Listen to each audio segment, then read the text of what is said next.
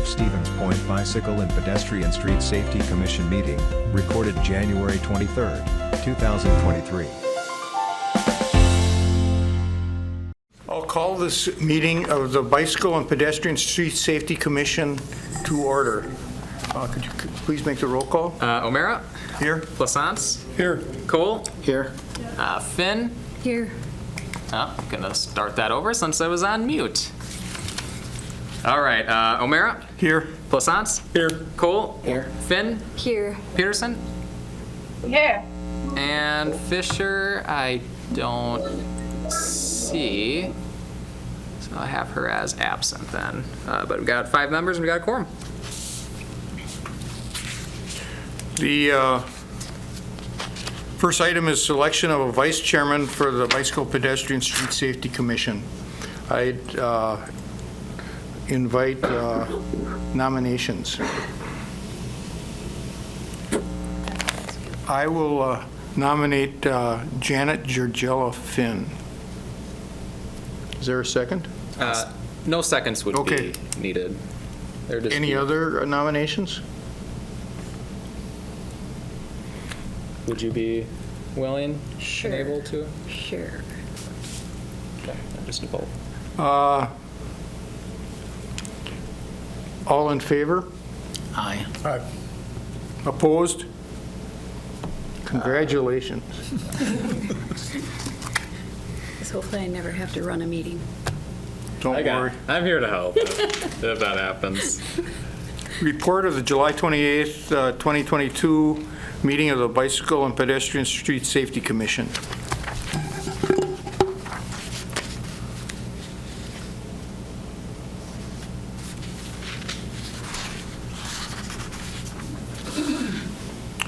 I would accept a motion to accept as published.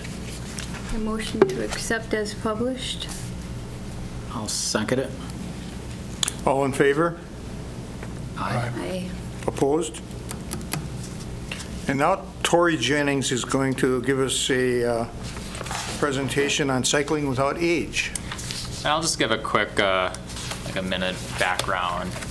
So I invited Tori to come speak to the commission. So as we've been talking over the last few months, as it relates to our bike-friendly community applications, our walk-friendly community applications, and really our charter as a commission overall, we've been evaluated on and focusing on these 5 core areas: engineering, education, encouragement, enforcement, and then lastly, evaluation and planning. There is a 6th criteria that's been added to really our scoring metric of how we are as a community, and that being equity. This will be something that when we have to re-up our bike-friendly community designation in the summer of 2024, we're going to be graded on that. So the reason why I'm having Tori come present to you is in part to really get some perspectives of the whole concept of equity and how that can relate into transportation planning. Now, I think if we'd ask the 6 of you all to define equity in the realm of transportation planning in one sentence, I think we would all come up with different ways of defining that, explaining that. So really having this conversation, I think, is really a big first step, and seeing where that takes us is really what I'm excited to hear about. So with that, I'll kick it over to Tori and give our presentation about cycling without age. Just swap it out.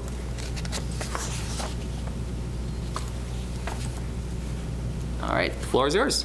All right, thank you very much. Thank you for inviting me to come speak. So I'm Tori Jennings. I am the president of Cycling Without Age, Portage County. And so I'm going to talk briefly about the program and some of the things we do and how this benefits our community. Next slide, please. So Cycling Without Age began in 2012 by a gentleman in Copenhagen named Ola Kassa. And not only did his father have a type of degenerative disease that made him less mobile later in life. But Ola had friends at a nursing home that he encountered regularly when he was riding his bike, and like all Danes, he rides his bike a lot. And people are riding bikes there before they're walking is sort of the saying. But he developed Cycling Without Age as a way to get older adults out into the community and to enjoy being on a bike again. The program, like I said, started in 2012. It's now a worldwide program. There are thousands of chapters around the world, and Cycling Without Age is present in 52 countries around the world. Next slide. So we began our program in 2018, but there were about 2 years of planning and work that went into that launch in 2018. We started with 3 trishaws that were supported by the ADRC, Copperleaf Assisted Living, and also the Rotary Club. Since then, we added 3 trishaws. However, as you'll see a little bit later, we've sold 2 of those to the Stevens Point School District. Next. We emphasize safety, safety, safety. So all of our pilots receive at least 3 hours of training, which includes orientation, a skills session, and then on-road riding. And then every year, our trained pilots return and do the training all over again. So we're really, really proud of our record and that we emphasize safety so much.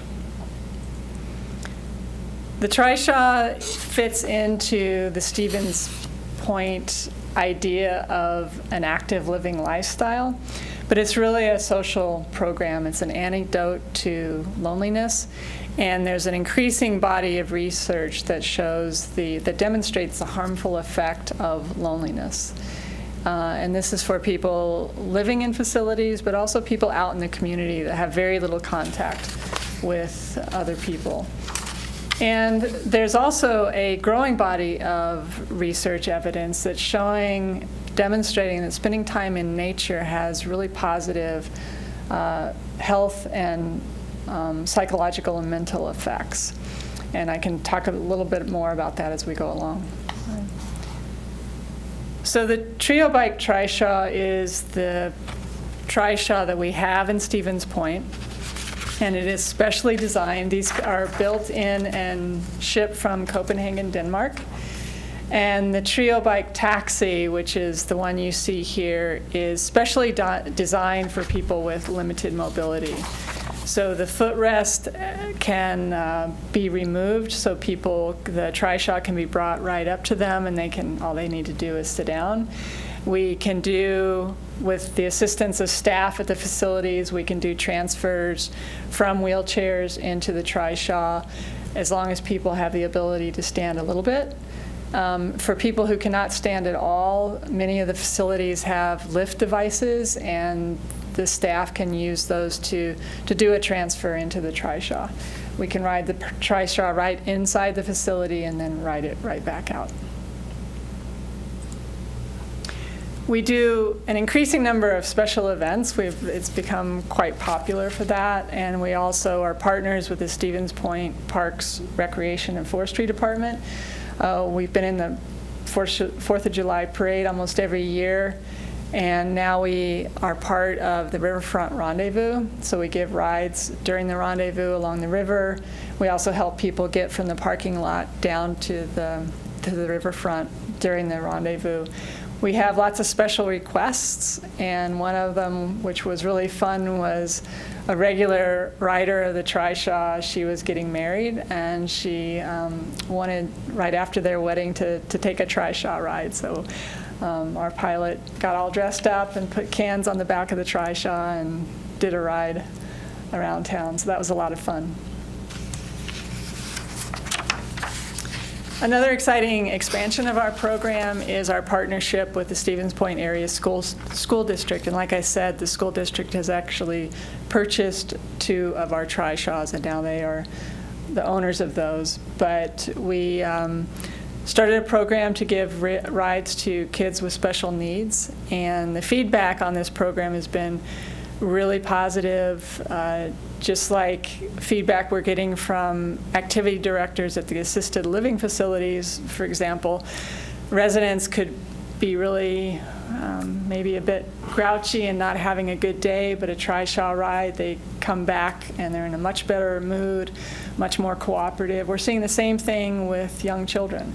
The classroom for these kids can be pretty intense, and they can get a bit pressurized, and we can take them out on a quick Trishaw ride, and they come back and they're more focused, calmer, and able to learn. And one of our pilots is here, Commissioner Finn, and you're part of this program, which now sort of stands on its own.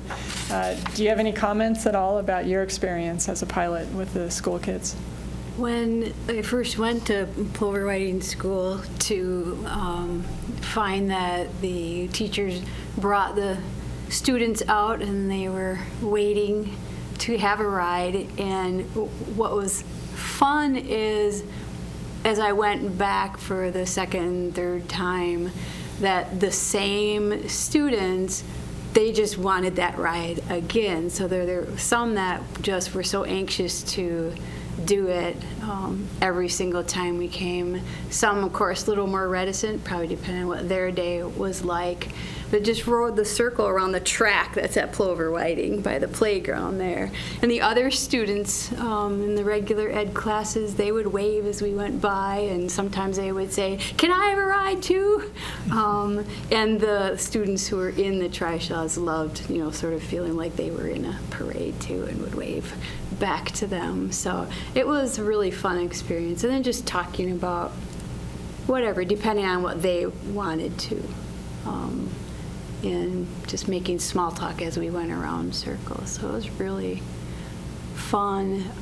Very similar to when I give the elderly rides. Actually, some are, you can just tell that they're relishing it. Some want to talk. Some like the quiet of the going past the nature. So yeah, it's a great experience for everybody.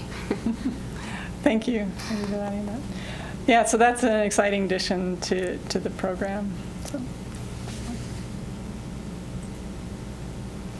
So it's really about spending time outdoors and having fun. And even though Cycling Without Age started out as a program geared towards older adults, I think, like our chapter and many chapters around the world, it's now expanded to truly be about cycling without age. In other words, any age can be a part of this program, but really serving people who might have mobility issues or issues where they just can't ride a bike. It's also been exciting to give rides to people who might have grown up in Stevens Point, in farming communities, particularly, oftentimes this is women. This was their first bike ride.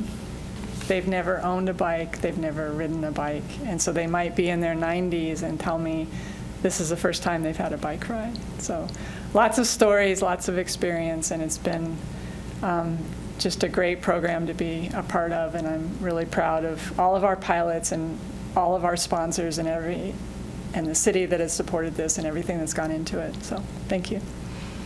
Thank you. Any questions? I have I guess a couple questions, more to help facilitate the conversation. I guess first off, this is maybe more layman's terms speaking, but what sort of equipment rental facilities are there here in the city or surrounding Stevens Point that is geared more towards people with either physical or cognitive disabilities in the realm of riding a bicycle or scooters or similar apparatus? Are there any? That might be a question for you too, Commissioner Cole. We rent recumbent trikes, and we do a lot of adaptive cycling adjustments. We can get just about anybody on a bike and out riding, whether it's a traditional bike or a recumbent trike. We've been renting bikes for quite a while now. Okay. And E-assist and non. okay. So. And for more anecdotal evidence, do you see there? I guess two-part question. One, is demand generally staying consistent in terms of those types of equipment, or is it increasing, decreasing? And then two, is the demand meeting the supply for those types of equipment?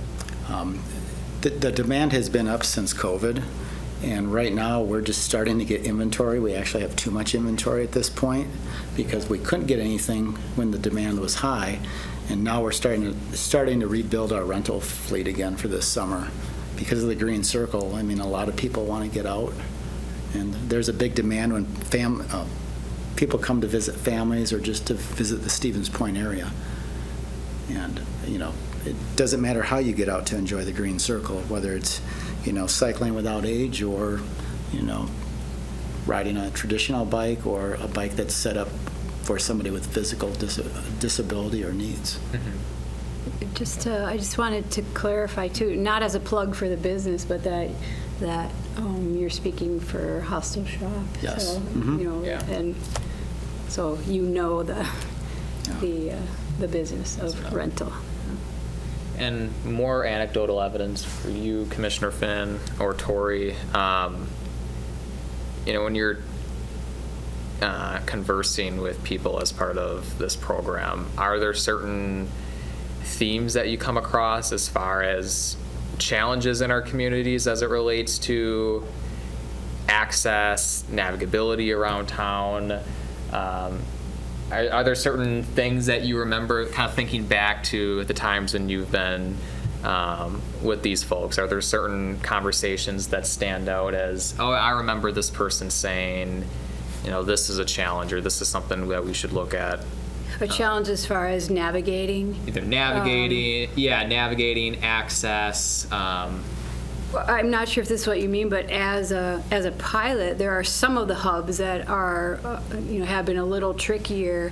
Most of them have a nice route right within the facility that we can go on. Probably the trickiest one is when we pick somebody up at ADRC and then going through downtown and some of the bumpy streets and the old streets, because where we're aiming for is the Piffner Pioneer Park Trail.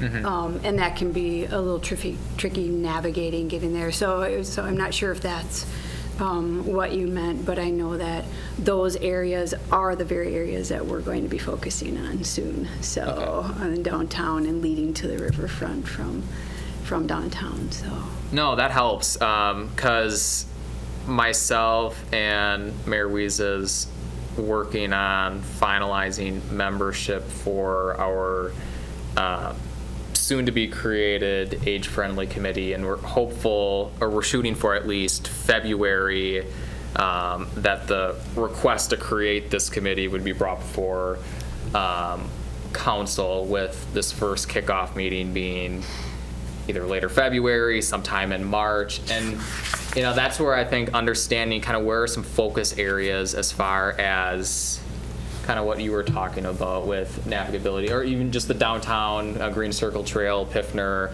area, that should be a focus of interest as we really focus on what makes Stevens Point more livable in the realm of transportation and the realm of equity, as we've been talking about. This might be for Tori. How far will you go from the hubs with this program? I mean, like, what's the boundaries in the city of Stevens Point? Well, we try to serve Portage County, and it really depends on where the trishaws are stationed. So if we have a trishaw down at Whispering Pines, we're down pretty far south. And so where there's two facilities down there that we can ride to. Sometimes we're out on the east side at Dimensions Living. And then we have Copperleaf has a tri-shaw up there, so there's 2 facilities. There's 3 buildings at their site, and then there's another facility up there that we're serving. So we try to spread them out. And then we have a trailer that one of our pilots very generously designed for us to be able to haul the tri-shaws around. So we did try to do Amherst for a while, but there just wasn't the population out there to support that. So I brought that tri-shaw back in to serve, because we have plenty of demand here. Right. And as more people learn about the program, we're getting more individual requests. Like last fall, we had somebody who had family flying in from California, and he had had a stroke, and they were staying at Northside Yard, and they wanted to go out, the whole family. And so some of them were on bicycles, and fought the grandfather and father who was in the tri-shaw who had the stroke in the family. So we had 2 tri-shaws out with part of the family, and then some people on bikes, and they all went out together on the river. So that was fun. That's great. Thank you.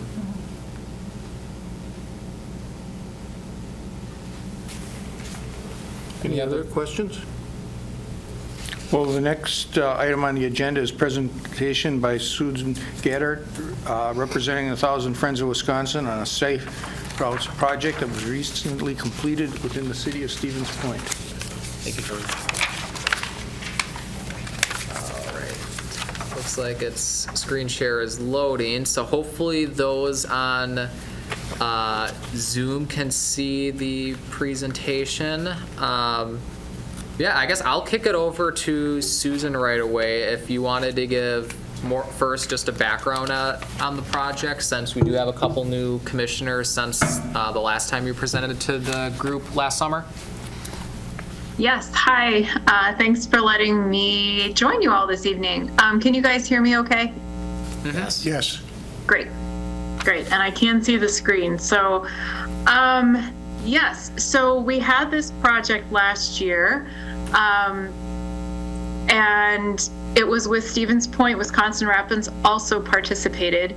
So you can see this picture on the top next to the title on the slide we actually took last summer when I took a tour of Stevens Point. So you can go to the next slide, Adam. And there we go. So I am the Community Programs Director with 1,000 Friends of Wisconsin. And for those of you who are not familiar with our organization, we were founded in 1996 to pass the Comprehensive Planning Law, Smart Growth legislation, and ever since then we've been working on land use planning and transportation policies that advance healthy communities throughout Wisconsin. We also took over the Active Wisconsin program about exactly 3 years ago, and that is a coalition of communities and advocacy groups all around the state who are dedicated to active transportation infrastructure. So that is very much aligned with what this project is about.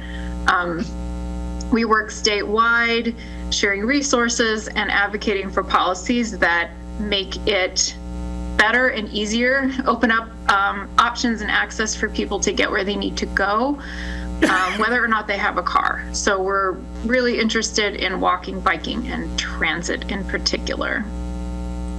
Next slide. So this project was part of a larger health equity project with the Center on Wisconsin Strategy, or COWS, which is based out of UW-Madison. Our piece of it was looking at safe routes to schools and parks for children and families, which basically boils down to what are the public spaces that people from multiple generations want to access on a regular basis, and how can we improve that access, especially for people who are outside of motor vehicles, because not everybody can drive or wants to.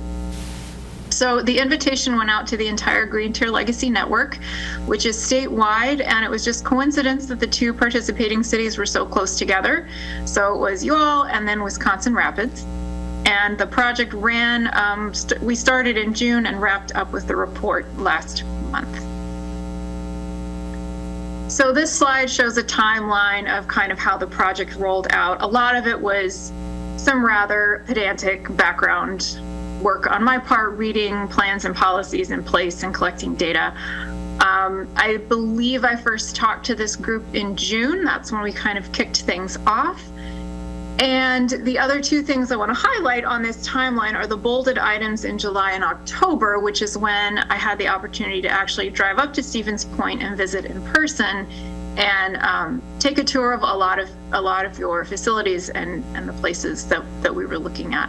So in July, it was just kind of an initial visit to see what some of the potential focus areas were. And that helped me set things up for planning for a more thorough walk and roll audit in October, which I'll get to in a bit. Next slide. So I wanted to provide just a little bit of context about how this is connected to health equity, because people in planning and public health spaces make this connection a lot, but it's not always kind of obvious to the general public. So the idea is that we have social determinants of health that's used a lot in public health. These are factors that are systemic or external that have a really big impact on your health outcomes, but that are not necessarily within your control. And a few of those things I've listed in bullet points here. Of course, we know that being able to get to places you need to go, like work, healthcare, parks, essential services, that all impacts your quality of life, your well-being, your health, and transportation options are not equally accessible to everyone. So looking at these factors like race and income and ability can really inform the likelihood of certain health outcomes. So we collected a lot of data by census tract that's included as an appendix to the report. It was beyond the scope of this project to do a really deep analysis into that, but we looked at a lot of different demographic factors. There was some environmental data that we have in there, so I'm hoping down the road that we can get more into that, but just know that it's there. So when we're talking about transportation access, there are different barriers that people have to those options. So there are both physical barriers, like literally whether your neighborhood has a sidewalk or not. And then there are these intangible barriers as well that are things like fear of racial profiling, avoiding public spaces because of gender-based violence, or cultural conflicts between different communities, things like that. So for the purposes of this project, we were really focused on that physical infrastructure and looking at some really specific locations and trying to determine what some of the barriers were to safe access for walking and biking, and acknowledging that that is one slice of how to address these disparities in outcomes that people experience. Next slide. So when I was up there in July, I met with Adam and Chris Klesmith from the city and Michael O'Meara, and we initially looked at 3 different locations. So we looked at PJ Jacobs Junior High because there is so much pedestrian and bike traffic in the mornings and afternoons when school is starting and ending. We looked at the future redevelopment site for the convent at Prentice and Maria, because there's some housing going in there. As I understand, there's some senior housing and a park that's going to be developed, and there's a parochial school there. So that was another location. And then, of course, we spent quite a lot of time at my favorite nickname, the Concrete Moat along Water Street. And this picture here, this is from the cover slide as well. When we were there was this family trying to cross the street. It just so perfectly encapsulated why we were doing this project. You can see there's somebody pushing a stroller. There's a kid on a bike. It's hard to tell in the picture, but it looked like from the ages of the people that maybe there is 1 or 2 grandparents in the mix. So definitely multiple generations here. And these people, with all of their equipment, crowded on the narrow median halfway across the street because it was not obvious how long they had to get across. And of course, this is, I can't remember if this is Water and Center Point or Water and Crosby, but regardless, there's a whole lot of lanes of traffic to cross, and they were, kind of, you could tell they were a little bit stressed trying to get across. All right, next slide. So that initial visit helped set the stage for preparing for a more involved walk roll audit in October.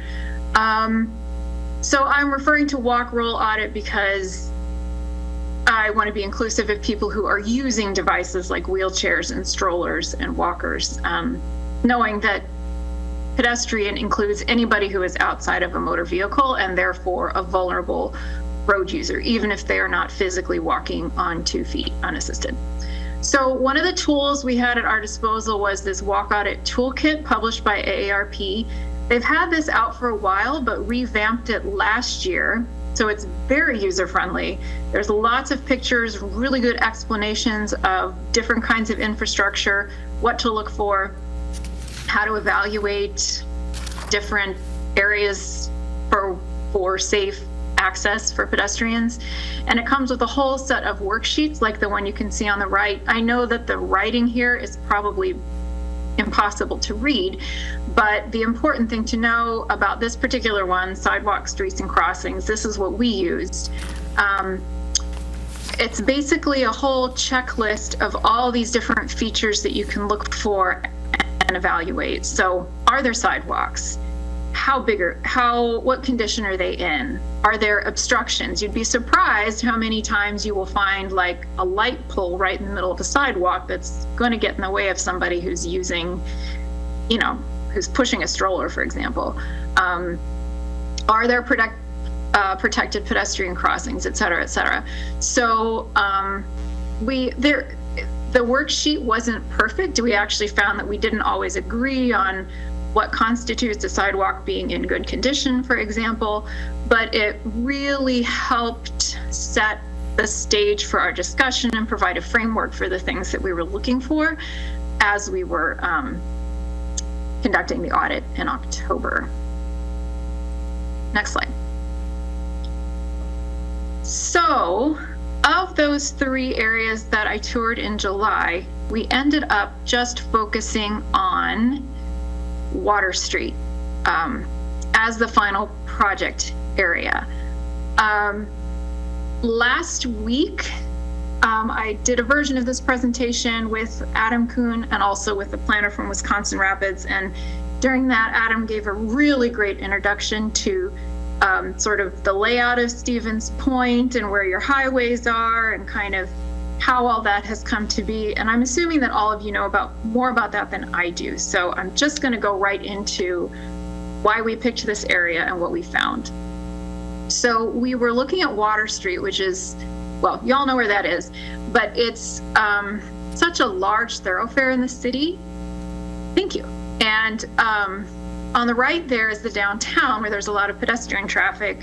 And then on the other side of Water Street is the riverfront access. But in between, you've got this road with many lanes. The traffic moves really fast. I forget if the posted speed limit is 25 or 35, but it was pretty clear that cars were moving more quickly than that. And the Green Circle Trail goes through there. So it just seemed like a really logical place to look at, like do a walk audit and look at some safety issues. Next slide.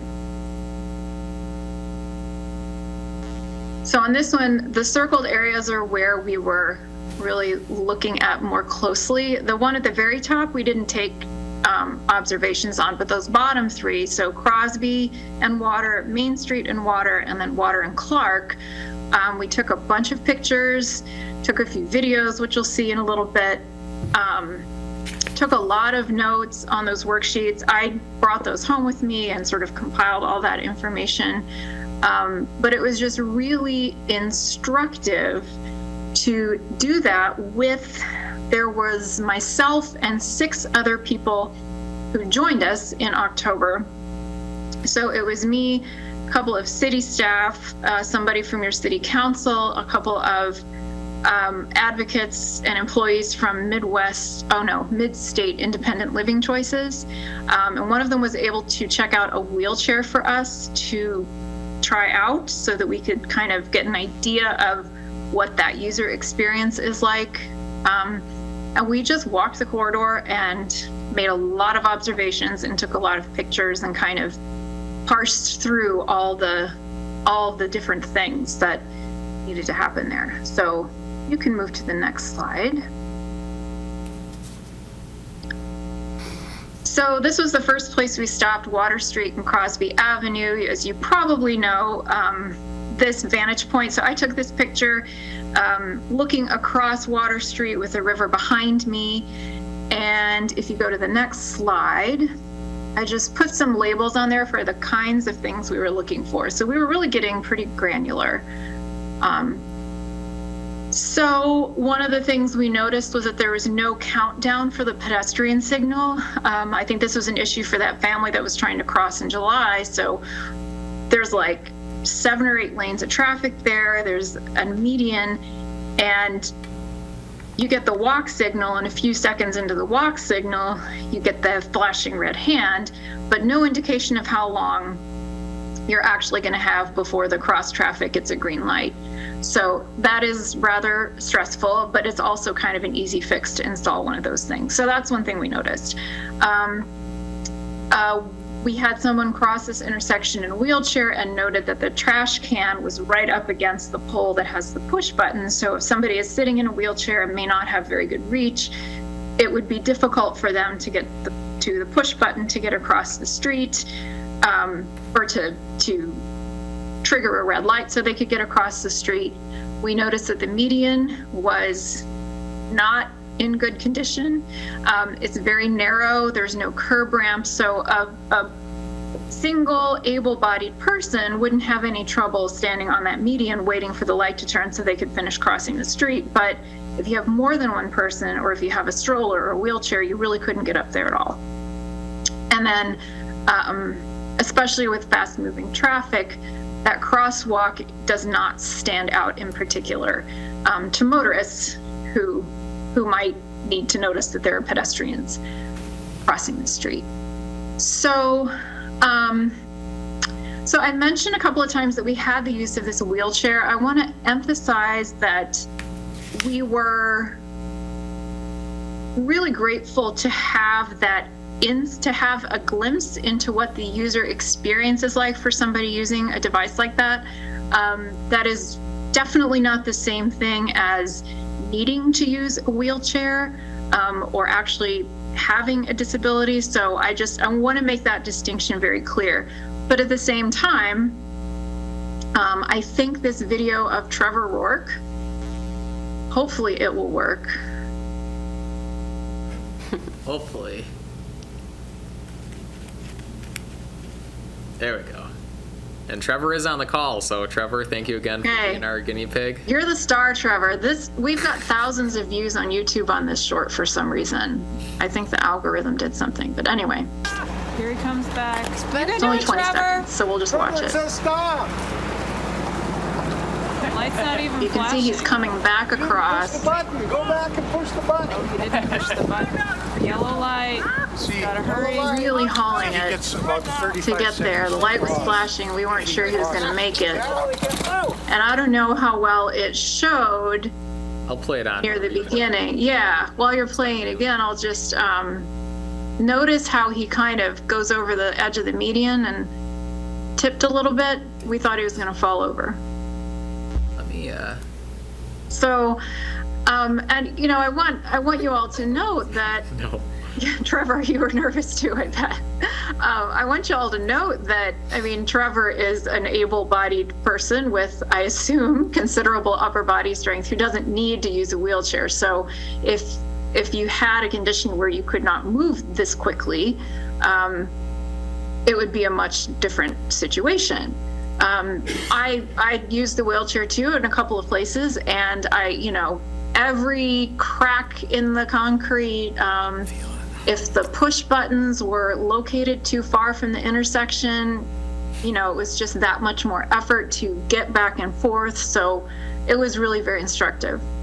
And just for context, Susan, go ahead. I don't know if you know offhand or remember offhand the time that it took Trevor to, I believe this intersection, we had Trevor and Madison. We timed them crossing the intersection. Do you recall offhand just the rough time frame that it took someone to cross with a wheelchair to cross the street? Well, that video is like 22 seconds. I think it took I don't remember. Okay. 25 seconds maybe. I feel like we wrote it down in our notes. I do remember that at Water and Clark we timed Madison. Yeah. We took bets as to how long it would take her to get all the way from one corner to the other, and I way overestimated, but so I wasn't necessarily planning to go through the granular details of every place we looked at, because it was a lot of the same kinds of observations, as far as state of curb ramps, how wide was the median, where were the push buttons. This intersection at Water and Main was a little different because there's like better signage and paint on the street to signal that it's a pedestrian crossing, but there wasn't any protection from stoplights or a flashing beacon or anything. So that was a little different. This was an intersection that I actually took the wheelchair across, and what was nerve-wracking about it was the median was not very big and it was really hard to see. So if I was at the median coming back across to the bus stop that you see here, the curve of the road and the height of the vegetation made it difficult to see when cars were coming. And of course there's like 3 lanes of them. So that was not something I would have noticed if I had just been walking. So that was one thing. Also, this is a transit stop, or it's a marked transit stop, and we noticed that there was no bench or shelter or place for anyone to sit. So that was something we noted at this particular intersection. The last one we looked at was Water Street and Clark. This is massive, as you all know. This was one where we timed Madison going across, and I can't remember how many minutes it took her, but it was like, you could potentially go through, I think, about 5 light changes if you're going kitty corner from one corner of the intersection to another, because in addition to the many lanes, there is an extra slip lane there. This is also the Green Circle Trail intersects here, and there's an awkward 90-degree turn with a post in the middle. But in general, we were making a lot of similar observations here as at Water and Crosby, in terms of like what condition the curb ramps were in, where were the push buttons located, how clear were those pedestrian crossing signals, etc. So you can go on to the next slide. So what I did after that audit was compile all of our notes and look at the kinds of recommendations that we had made as we were doing observations. And I also, actually this was a prompt from Adam, I looked into the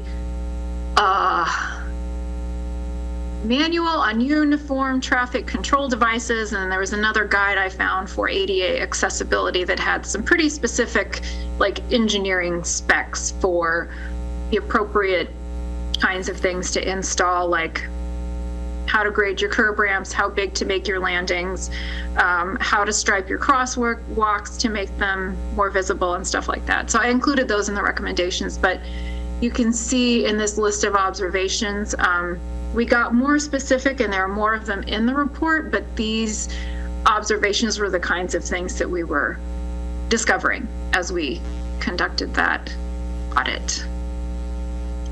So the next slide, I'll just wrap up here by saying that I did compile this into a report with the help of our IT expert here at 1000 Friends.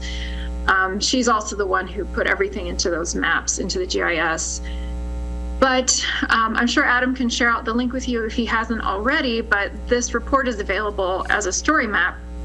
So we have narrative, photos, links to that video that we showed you, plus a few more, and maps of the data in an appendix that just it provides a pretty good, I think, multimedia compilation of what the project was about and then what we found. So the very last slide, I don't know if you all have questions, but I wanted to thank everybody who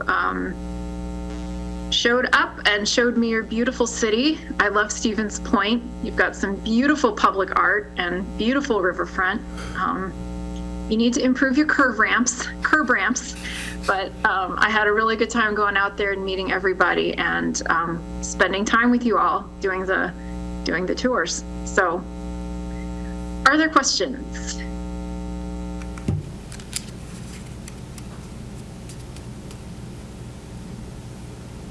And the link for the story map that Susan mentioned was included in the packet, so in case Perfect. any of you wanted to take a look at it in more depth in the days ahead.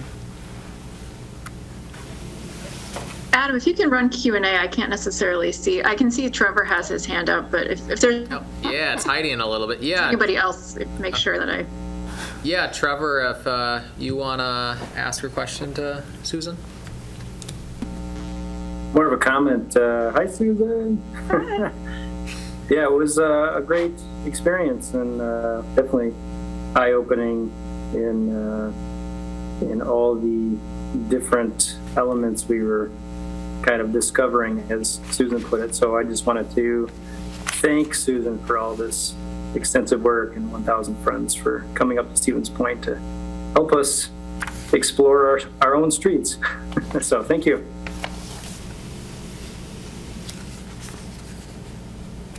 It was a good time.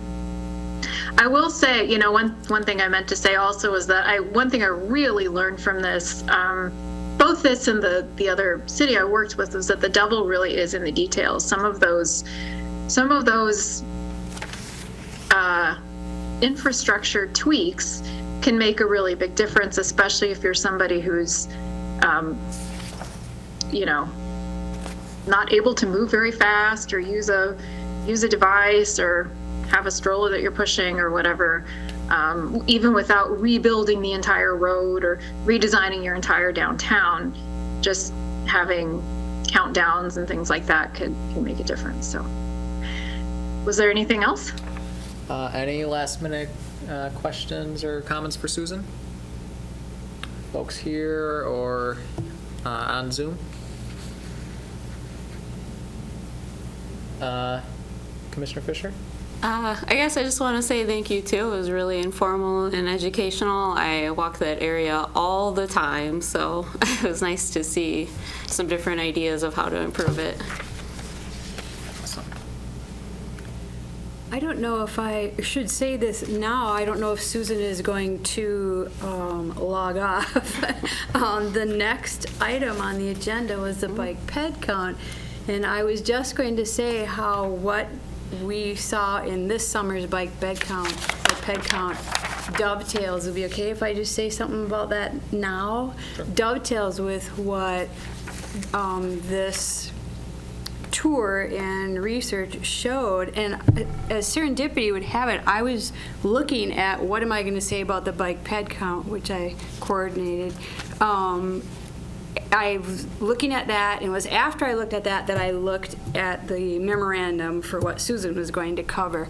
And one of the notes that I made on the bike ped count was I wanted to point out how the bicycle and pedestrian and other foot traffic is increasing in that area at both Crosby and Water and Main and Water, that it has been increasing as people are heading to the riverfront, and also Main and Strong's, which is right downtown, and some at that intersection may be heading toward the riverfront also. So I had made that notation that I was going to just make a comment on that when we looked at the bike ped count statistics.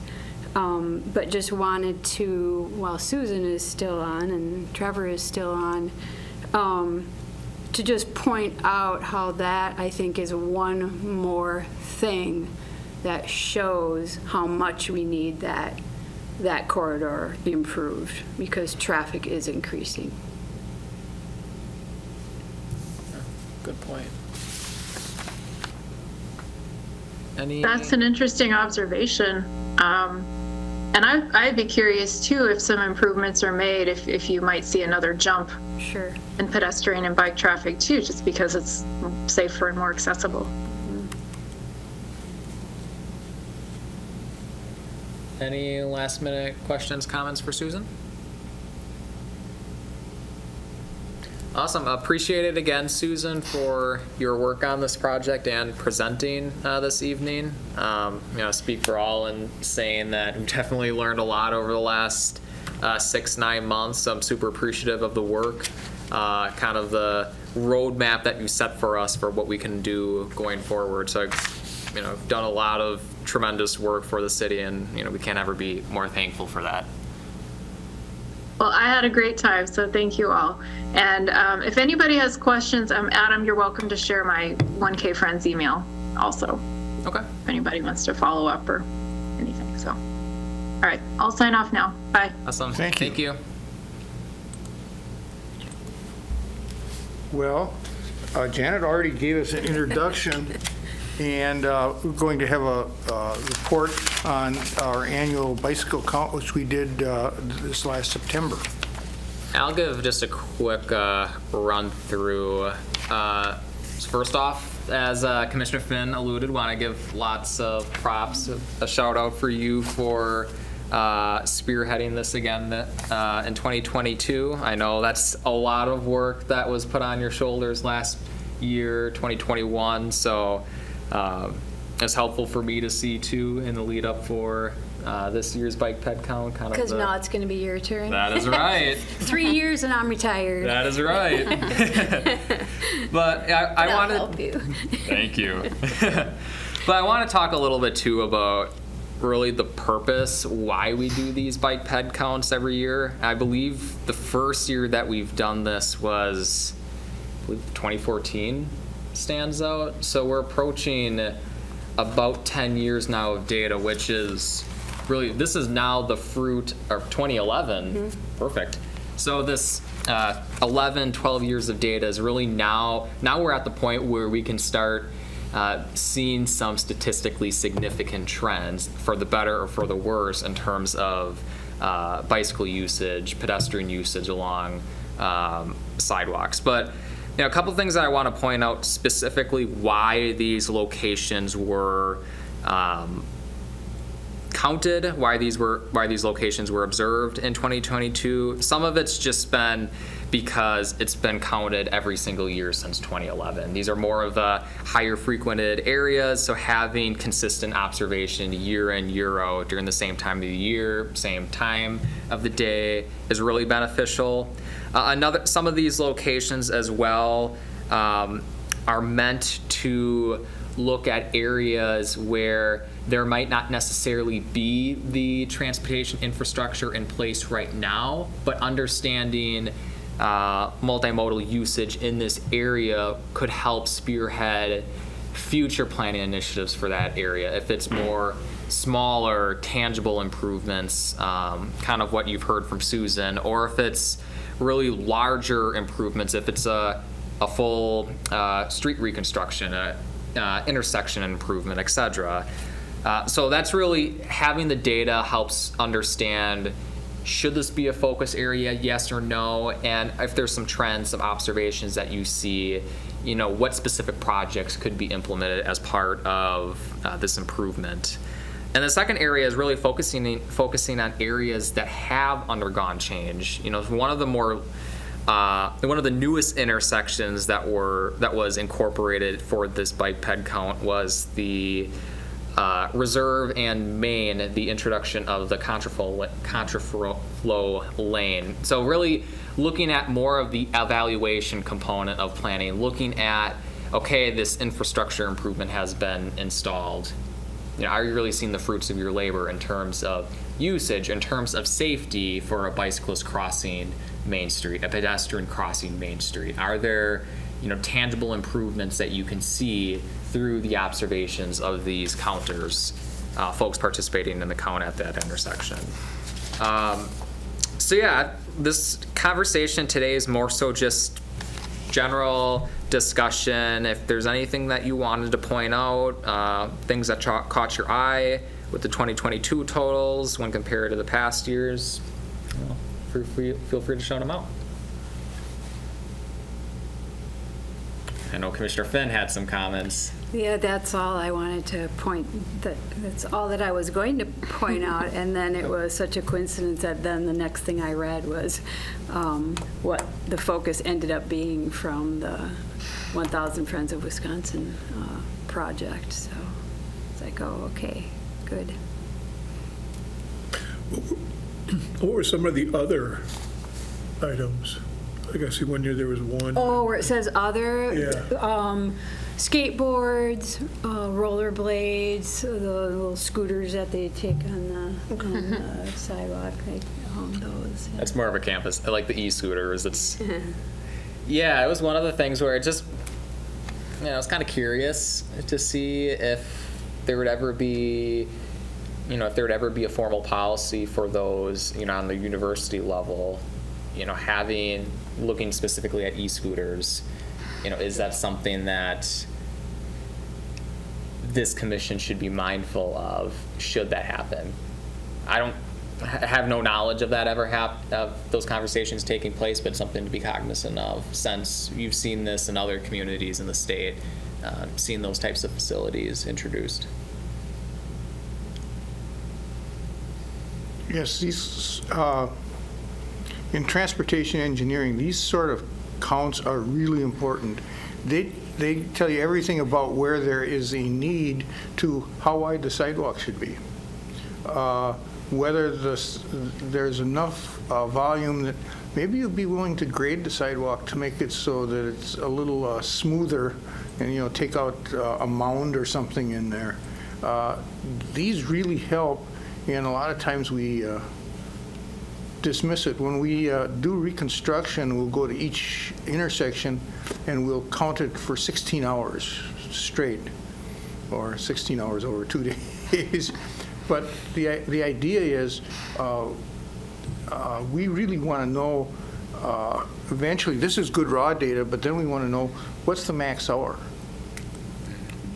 For instance, when you're approaching a school, do you all of a sudden have 50 kids wanting to make the same crossing within 5 minutes? And that would change the way you'd look at it. But this is a real good start for us. I know I'll do Commissioner Peterson raised her hand on Zoom, and then we'll kick it over to Tori that has a question or comment. So Commissioner Peterson? I'm just wondering if wheelchairs are counted in other or pedestrian. I'm assuming pedestrian? They were all counted as pedestrians. Oh, okay. I wasn't even sure, and I don't even know if I think they were. any. I think we called them as pedestrians. Yeah. Okay. And then Thank you. on some of the tally sheets, people would note how many of those were wheelchairs. And this is the compilation, but on the raw sheets, I think we counted them as pedestrians, and then we would make a note. Mm-hmm. Okay. Thank you. Tori? Tori Jennings, do I need to say address? 719 Greenbrier Avenue. I think you are a GIS guy. Me? Yeah, Yeah. you like GIS. Yep. Could you perhaps tell me and the public a little bit about how this information is getting integrated into GIS? And just as an anecdote, some time ago I was contacted by a DOT person who wanted to know kind of, did Stevens Point have a model for how they were doing information? And I was able to point them right to the website, and they were like so excited because you had already done what they were thinking about doing. So. Yeah, no, that's a very good comment. So we do have our bicycle and ped counts incorporated as part of a GIS application. And folks on Zoom, I'll be sharing the screen too shortly.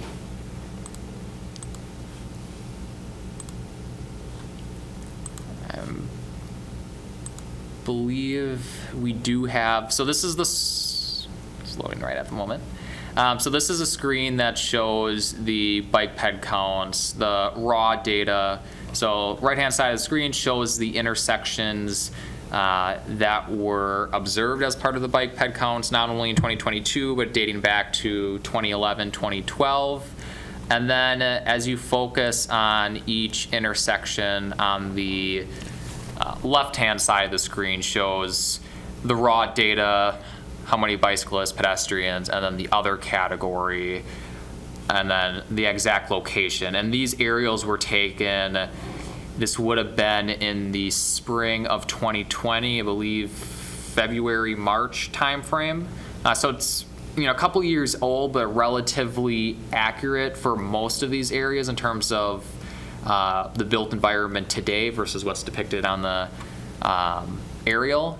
But yeah, I mean, this is definitely a great resource to really look at the raw data going back a number of years. And this is actually something I was working with an old pedestrian planner, or one of my old professors in grad school who's focuses on pedestrian planning by trade, that at least according to him, we're the only community, at least in the north central Wisconsin region, who conducts these annual bike ped counts, which I think is a big pat on the back for us that we're one of the only communities here in the region who does this. But really being able to send him all this raw data as part of his planning study as to the design, the makeup of these intersections, and how it matters in the context of a pedestrian bicyclist is really beneficial. So, if and when that report gets published, it's going to be a whole dissertation, so there's going to be a lot of text there. But I'll send that to you so you can take a look at it.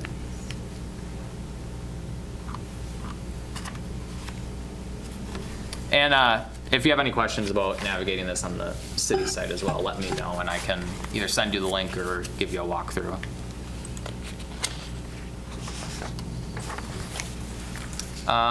Any other comments or questions about the bike ped count? Otherwise, we are still going to be having this in September again this year, so likely later on as we get into the summer when it's warmer out, we'll have that conversation as to planning for that. So Have you ever used any of the heat maps that are available from the fitness apps that are out there? We've looked at it on the Green Circle board a couple times to see what the most popular points are on the Green Circle. I mean, when my wife and I walk, she always uses the app, and a lot of cyclists in the area, you don't have to be real serious. You can be a recreational cyclist, and I can send you a couple examples later on. Yeah, is that something where, is that publicly available, or is it just a matter of asking? It's publicly available. On one of the apps, I have a premium membership, so I can look at that stuff. Okay. But it's really interesting. All the rural roads that we ride on, there's heat maps of what roads are the most popular for the people that road bike out in the area too. Yeah, please do. I think that would be interesting if there are any intersections where, through those heat maps, there's a high prevalence of users that's not already incorporated as part of prior year. I think that could complement this. Oh, for sure. But that only gets picked up if somebody is using the app. But correct? if people are using an app, or it depends on which app it is, but smartwatches are so popular in this day and age. Yeah. There's a handful of apps that are the top 3 out there, and I'll shoot some stuff to Adam and let him take a look at it. But and there's an advantage because we pick out 8 hours a year. Mm-hmm. When you look at something like a heat map, you're going 365 days a year, and so you can discover things that you wouldn't discover. And I know one year I was counting on division and fourth, and we had 2 cross-country teams go through, and so you get distortions if you're only picking out 8. The heat map in tandem with your count really gives value. Yeah, I think it'd be interesting to look at. Yeah, definitely. And I'll get some information to you and some of the other members. Okay.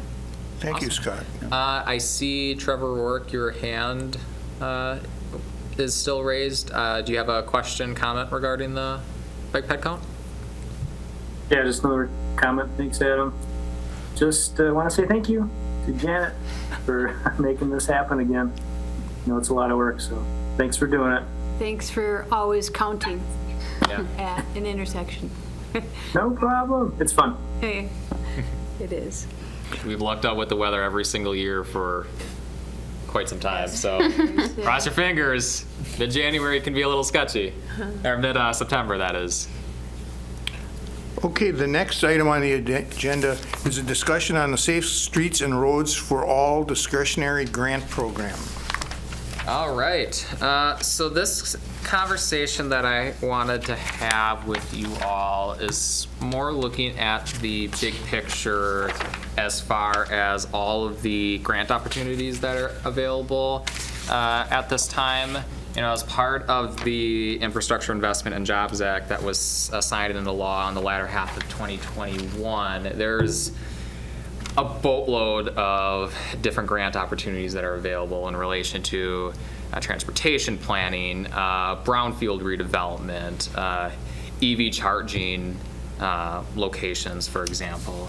But one of the grant programs that's included as part of the Infrastructure Investment and Jobs Act is the Safe Streets and Roads for All grant. And really the purpose of this grant program is to fund transportation projects that prevents deaths and serious injuries on roadways. Really the charge of this commission, broadly speaking, you know, what are ways that we can minimize traffic accidents, deaths, injuries within certain areas here in the city. So this grant program is funded through fiscal years 2022 to 2027. So the first go-around of this grant program, the notice of funding opportunity was released, I believe, in March, with the applications due mid-September. We haven't received the notice of funding opportunity for 2023, but my hunch is probably that March through mid-September timeframe is likely going to be really start and end date for future grant cycles. So this grant funding, this grant program provides really 2 different options, a planning grant and an implementation grant. The planning grant would focus on either creating or updating a comprehensive action plan, really this large-scale planning document. And then the second opportunity being for carrying out projects identified within an approved action plan, an approved planning document. So focusing on the planning grant itself to start. So the purpose of this, as I mentioned, is to create or update an action plan focusing on the planning, design, and development of activities that reduces deaths and injuries on roadways. And important elements of approved action plan through the U.S. Department of Transportation is really includes the core elements of any long-term planning document. Set goals, oversight, analyze safety conditions, public engagement, policy and strategy identification, evaluation. So a minimum reward that's provided for a planning grant is $200,000. Maximum reward is $1 million. And for the planning grant, likewise, the implementation grant, there is a 20% matching share that's required. So, you know, $200,000 is a minimum amount. 20% of that, the city, the political subdivision who's applying for that grant has to contribute as part of that application. In terms of kind of initial thought processes processes regarding a planning grant. I've been talking with Director Badoon of the Public Works Department about this grant program broadly, in addition to Trevor Rourke that's on the call, Chair O'Mara.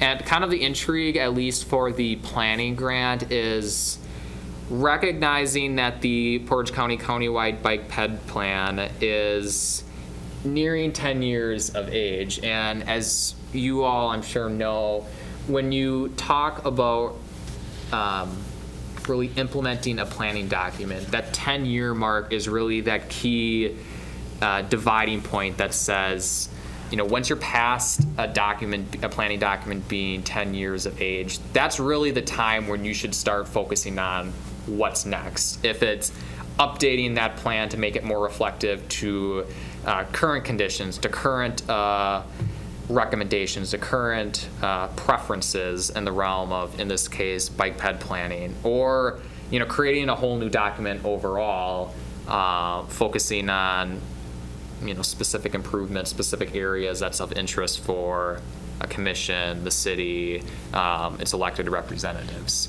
So that's an interest that's that I have personally, at least with respect to a potential planning grant, is, you know, now's the time, as we're 9 years old, and as the plan is 9 years old in April, approaching that 10-year mark, we should start having a conversation, regardless of if we end up applying for a planning grant.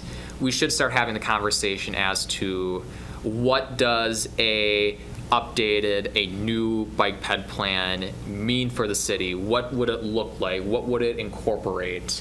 As you all know and may have skimmed the current countywide bike ped plan, it's dense, it's big. There's a lot of components. There's, you know, a great summary of existing conditions, proposed recommendations. There's a safe routes to school element, which is really wonderful. And we've, you know, from personal experience, we've done a lot of good work in relation to implementing the goals, the policy recommendations within that document.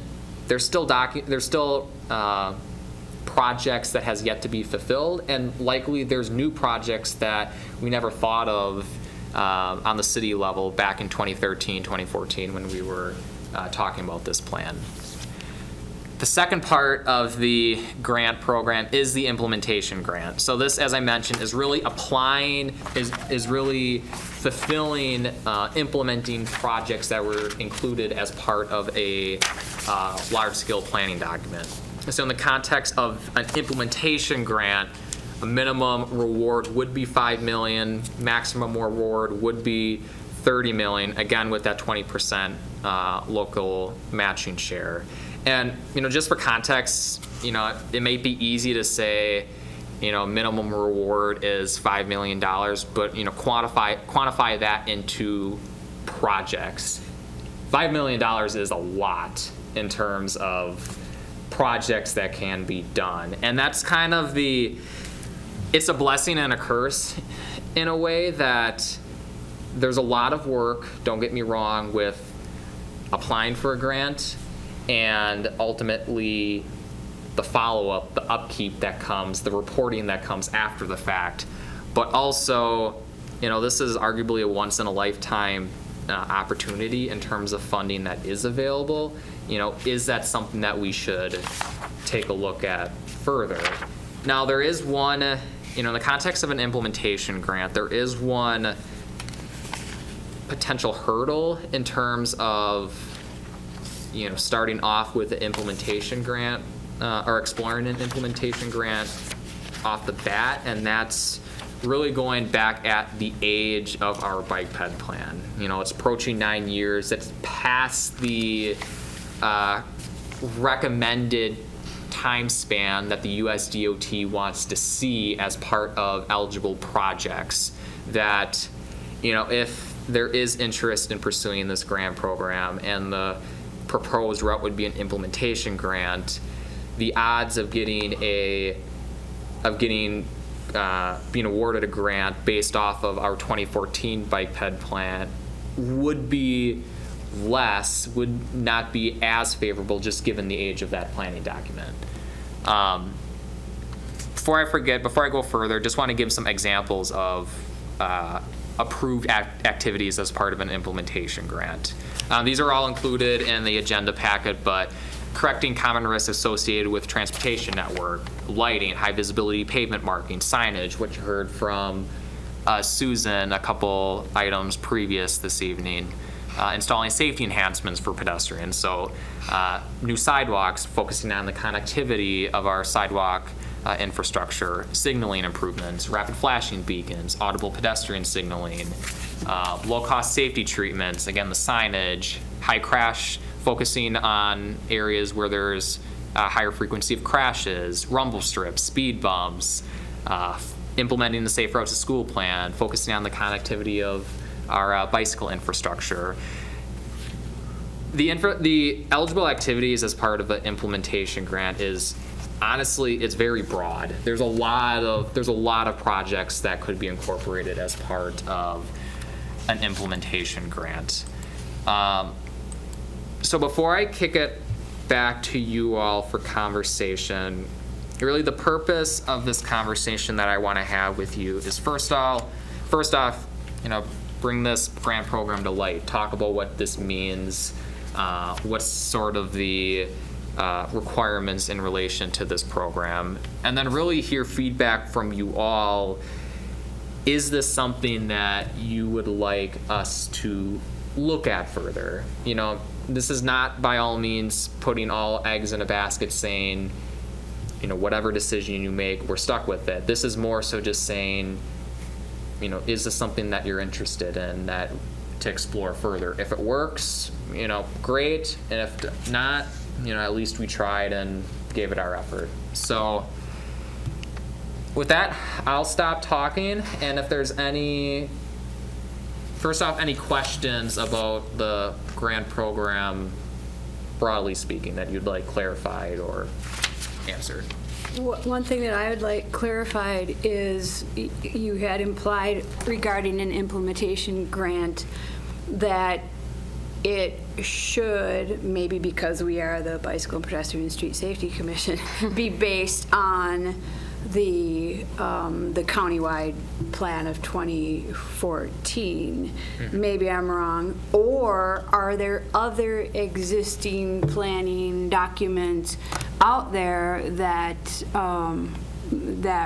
one of our departments has? Or do we need to just focus on a plan that's in the bike ped plan already? So it would be the grant program offers an explanation as to what's considered eligible planning documents. Essentially, in the conversation of the city, the countywide bike ped plan would be the sole, at least current document that would focus on that. Now, by all means, any planning initiatives that this commission has undertaken over the years, or other departments, other commissions, that would be good to include as supplementary information. Like case in point, the bike ped counts. If there's a certain intersection, a certain area of the city that is of interest as part of a planning effort, for example,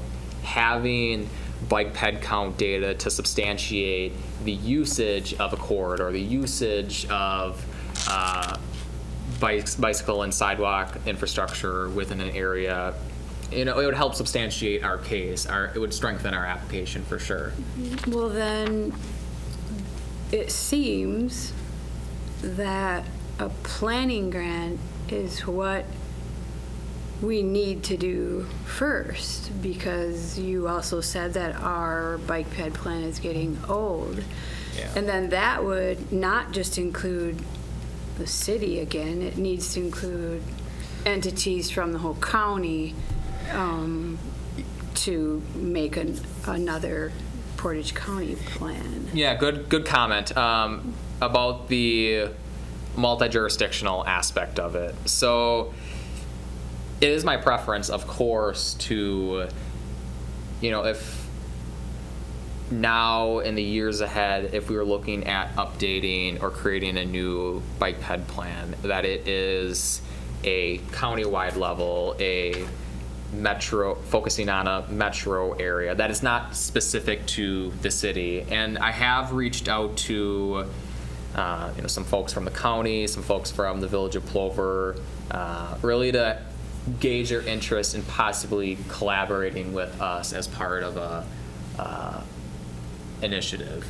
Or, and this just popped into my head after I said the last comment, or can we just focus on the city elements that are in the Portage County Bike Plan and update those? Can we do that? Is that fair? Yeah, no, good comment. As far as updating a plan, but having this updated or new plan be city specific, yes, that would be an eligible action plan, an eligible planning document.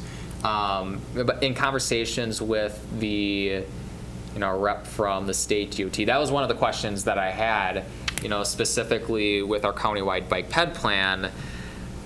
Since that's a countywide planning document, could the city be a sole applicant for a grant and pick specific projects located within or maintained by the city as part of that? And his comments were, yes, you can do that. It's ultimately kind of a pick your poison, so to speak. Yes, it would be eligible. The benefit of a multi-jurisdictional application would be better odds of getting a grant awarded, because you're encapsulating multiple jurisdictions, both large and small. The odds of getting more funding would be better if it's multi-jurisdictional, just since you're impacting a greater number of people.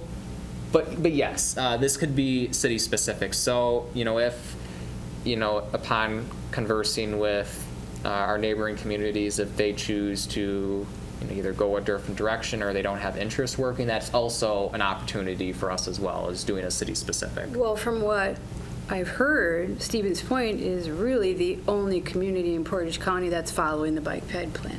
I don't know if that's true, but that's what I've heard. Personally, I don't know the full extent with Village of Plover, Village of Whiting, what they've done to at least give a opinion on the matter. Okay. Do you have to apply for a planning grant before you can get an implementation grant?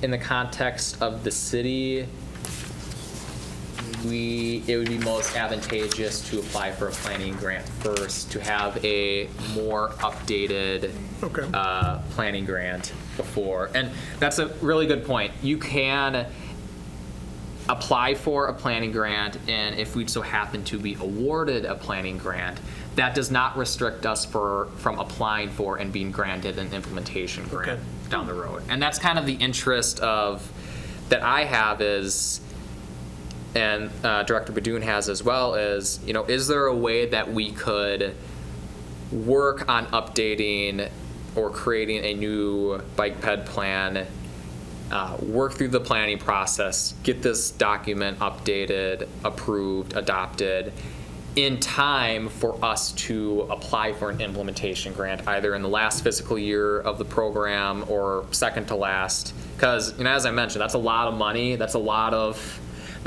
projects that can be done, and ultimately the odds of us getting awarded an application would be that much better if A, we have a more updated plan, and B, in a way we can make that planning document tailor-made to preferences, wants, desires, needs for certain areas of our community. Well, and at least we have the framework, because I don't know if Tori, you were on that committee, but I know it took, I think, 4 years to put that Portage County plan together. And at least we have the framework, so maybe it wouldn't take quite as long to update it. Yeah, I mean, time is definitely, if this is something that the commission has interest and, should a formal ask of applying for a grant application be brought for and approved by finance committee, council. Time would be a big consideration. I don't want to shy away from the fact that creating a planning document as large, as robust as our current bike ped plan, it's going to take some time. And that's kind of why I want to kick the tires now, so at least we have a framework for if we do want to apply for a planning grant, we can hit the ball running starting in March when the notice of funding opportunity gets released. I was involved with the current document. It was a long process. Right. Yeah. It wasn't easy. There were a lot of people involved and a lot of different opinions. And that's the time span is going to be the kicker too, in the context of what communities, if any, would work alongside us. If it's limited to Stevens Point and one or two other communities, then natural assumption would be it would take a lesser period of time to fulfill it, to complete it. But, Commissioner Fisher? My question was, who made it originally, and could they apply for the grant? Like, if it was the county who made it, couldn't they apply for the grant and do it, and have them do it for the whole county? Yeah, so It? good question. So as part of a multi-jurisdictional application, it could be theoretical. It could be a application that applies for City of Stevens Point, Village of Plover, Village of Whiting, Portage County. It could apply for multiple jurisdictions. There would have to be one jurisdiction who's the quote-unquote applicant of it. So I know there is some funding provided for the creation of the countywide bike ped plan. My assumption is at that time, the county was technically the applicant for that grant, but they were working in lockstep with the other communities affiliated with that plan. Chair Mayor? If we're going to do a plan, one thing I don't think we did enough of was a barrier analysis of barriers to pedestrians and bicycles in our community. And I'm talking about the rail crossings of I-39, and the river crossings. None of them are particularly well suited for bicycle and pedestrian access. And when I see the $5 million, those are the sort of projects that cost a lot of money, but they're very valuable in increasing mobility. And I'd also like to ask the DOT, well, what if we did a plan of the barriers in our urban, or our metropolitan area, which is a more limited than a comprehensive plan, but you could get a lot of bang for your buck out of that, because I've gone under the two rail underpasses, and I've gone over on Burlowski Road. I have gone on the Highway 10 overpasses, and they're nothing. And our bridges aren't all that red hot for crossing the rivers. Even the Plover River bridges aren't all that red hot. And that would be something we may be able to do on time, because establishing the need, which is the first thing you do, and it would be relatively easy. And in fact, because the numbers on the implementation are so big, and it's not that I'm going for money, it's saying, I don't know when we'll ever be able to afford to repair all this stuff. Right. Yeah. And maybe that's something to talk to the DOT about. I had an advantage in that I discussed the agenda of the meeting, so I had more time to ruminate.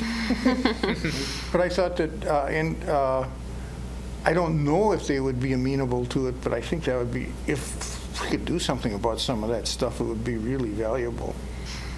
Would we have to get a consulting firm in like we did for the current plan? Likely, when we're talking about traffic analyses, traffic studies being done, yes, which that's the problem in the context of Right, time. yeah. If I remember correctly, that was about $75,000. Yeah.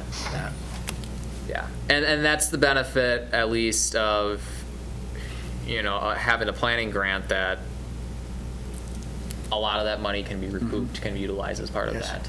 So, Trevor Rourke, I see your hand is raised. If you wanted to, if you have any comments, questions. Yeah, thanks, Adam. Just a point of clarification. When I was going through the NOFO, or Notice of Funding Opportunity, it looked like the feds are defining a rural community as being, let's see, I got it right here. So, for purposes of the NOFO, jurisdictions outside an urbanized area or located within an urbanized areas with populations fewer than 200,000 will be considered rural. So then I was looking at the grant awards, and it looked like it was actually $3 million for rural communities as the minimum. I don't know if the $5 million is accurate for this application. Yeah, and I'd be curious to know, I guess, if you reached, or if you're across that figure, if it would be a countywide. I'm not sure offhand what the countywide population is.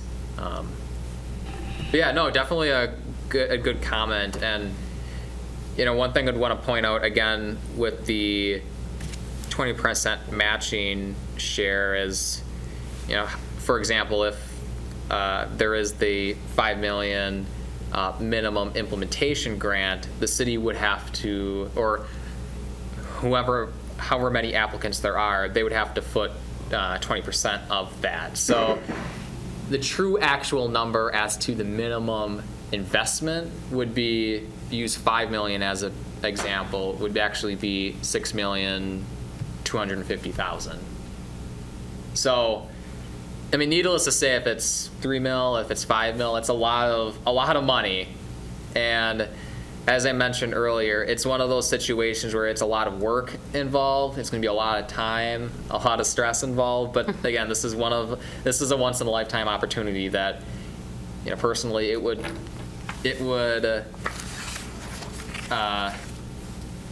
irk me in a way if we don't at least pursue this, or not pursue this, but explore it, since it is who knows if this is going to be offered again in the latter half of the decade. Speaking of implementation, as our role as the commission, Yeah. is it our role to bring it before the Finance Committee and the Common Council? Are we doing this in the name of then staff taking over like we do with a lot of the things? Or do we as a commission, are we going to move ahead and be responsible for finding a what do you call that, the firm that helps out? Consulting firm and all that. Or are we getting approval and handing it over to staff and others? We would hand it over. What we would do is we would tell staff, give them the general parameters of what we want done. Yeah. Then we would refer it to them, and they would, prepare the RFPs and everything, come back to us and say, is this what you wanted to do? And then they'd bring it to the city council. But no, we don't. Our idea is to set policy. It's not to Do the work. No, setting a policy is important work. No, I know. But ours is to Set direction. Set direction. We're the good entity to present this to the Common Council and the Finance Committee, is what it is. With the recommendation? The Bike Ped Commission So, is that entity. Most of the time, what I would see us doing is going to the meeting as our staff makes the representation and say, we support this.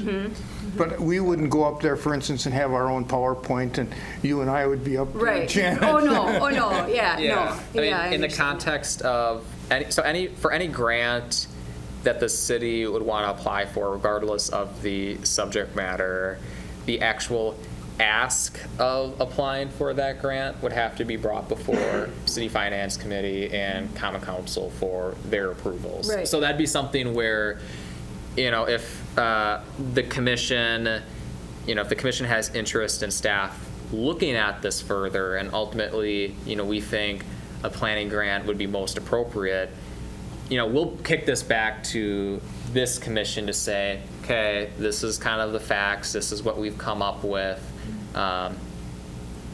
You okay with this? You have our blessing to move forward? If you say yes, then we would start the approval process, bringing this before finance, noting the fact that this Bike Ped Commission reviewed it, gave their seal of approval as part of the, I guess, quasi-approval process. As far as like the RFPs, the working with any engineering consultants, I mean, that would all be done with, should a planning grant be awarded, that would be done with really city staff taking the lead, working in conjunction with you all as a commission, and then getting approvals from Finance Committee, Council. In my Or the fears, Public Public Works would be a good one. Yes, yes. in my fears on the commission, like this is like the biggest thing that's been put in front of us. That's why Yeah, I wasn't it's- sure, like It's a big one. where do we go from here? And so what we need is probably more input from you at a future meeting also. Yeah. Right? Yeah. Okay. Yeah. So I guess going back to the kind of the big question, is this something that you're interested in, the grant program? Is this something that you're interested in, you're curious of, that you want city staff to look into this further, or are you hesitant, or you would rather the city staff not focus on this and pursue other matters? I think it would be irresponsible for us not to at least find out what's going on. And as a city, I think it would be irresponsible for us not to see what's going on. We may come out of it and say the regulations are such that they're onerous and we don't want to pursue it. But we shouldn't be guessing it. We should wait till someone tells us that. Because we know that there are things that we could do to make the city more livable by improving pedestrian and bicycle facilities. And so it's incumbent upon us to continue as far as I'm concerned. But I feel given the age of our current plan that it's the planning grant that makes more sense. I think right you'd have now to do that. start with. Yeah. You wouldn't get the secondary grant unless you had a planning grant Right. first. But we could have a comprehensive approach that would include, and if we get the plan done, because I don't think this is going to be a short-term deal. No. This is going to last for years, and so Yeah. we will have, in 2, 3, or 4 years, we'll probably be able to apply for these grants.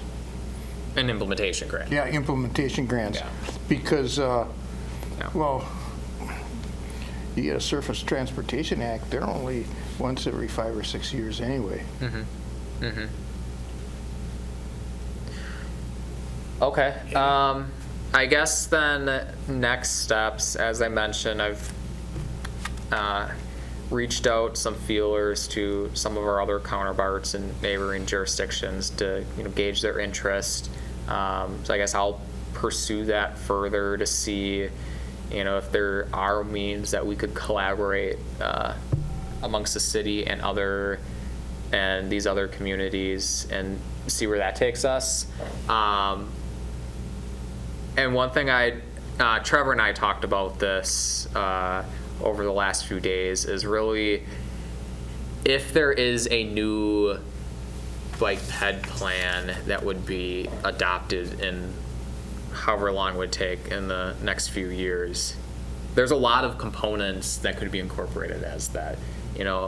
Vision Zero statements, Safe Routes to School plan is a big one currently incorporated, but there's a lot more work that can be done to that. So, I think it would be helpful next time is to really give you an update as to potential collaboration, and then kind of give you some background as to what a new planning document could look like. We'll probably I'll give you some examples from our current countywide bike ped plan to show you, how does this look like? What would be in fact incorporated, so you all know, if this is something that we pursue in the years ahead, really the time, the effort, what would be examined as part of this planning project, and see where that takes us.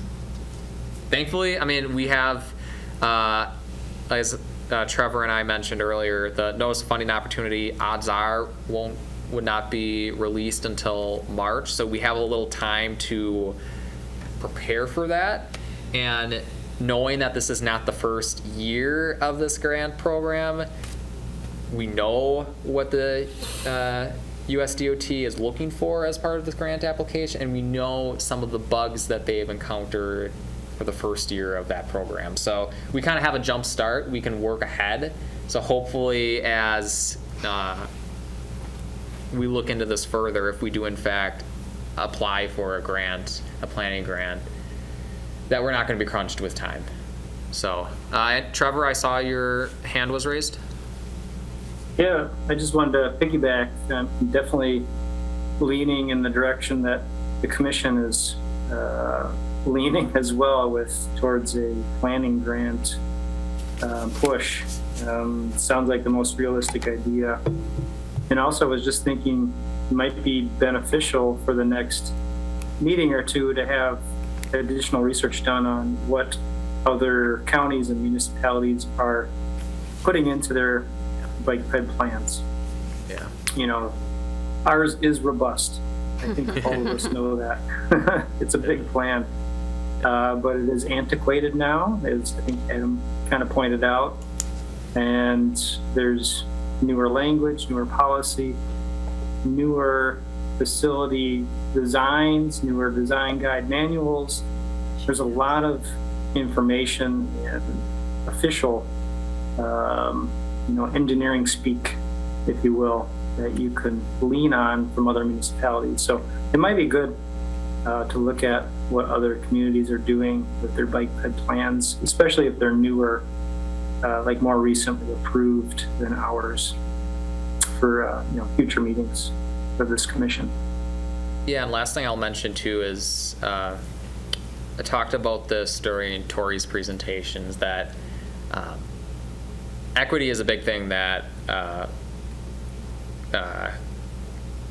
more state level jurisdictions, and in this case USDOT, is looking at being incorporated as part of planning documents. And I think this is a ripe opportunity where probably wasn't, the whole concept of planning equity likely wasn't talked about as much back in 2012, 2013, 2014, when the current countywide bike ped plan was going through its drafting and adoption. But concepts such as environmental justice, concepts as far as like triple bottom line in the context of economic development is something that you haven't heard about 10 years ago. You're hearing a lot about now that I think would be ripe for including as part of a transportation planning document like this. So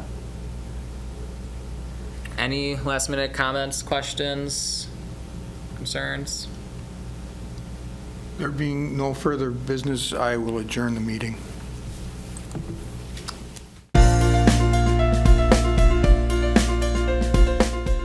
A video of this meeting is available for viewing on the city's website, stevenspoint.com/videos.